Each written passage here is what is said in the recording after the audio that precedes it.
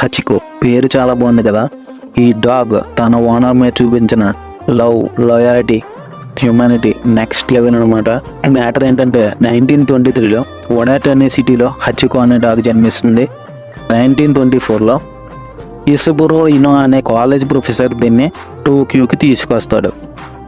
అయితే వీళ్ళిద్దరి మధ్య బాండింగ్ ఎలా ఉండదంటే ప్రతిరోజు ఆయనతో పాటు రైల్వే స్టేషన్కి కూడా తీసుకెళ్ళి మళ్ళీ ఆయన తిరిగి వచ్చే సమయం వరకు ఆ డాగ్ అనేది ఆ రైల్వే స్టేషన్లోనే వెయిట్ చేసేది.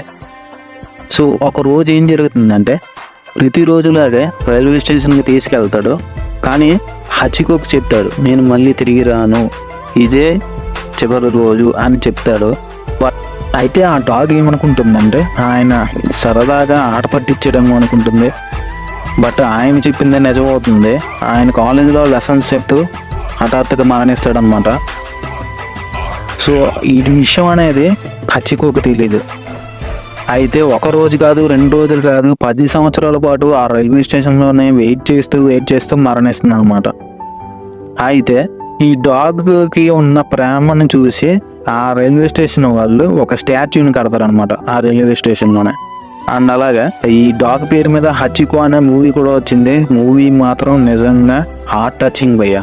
ఈ డాగ్ బాడీ ఏదైతే ఉందో ఆ బాడీని తీసుకెళ్ళి మ్యూజియంలో పెడతారు. నిజంగా హార్ట్ టచింగ్ కదా.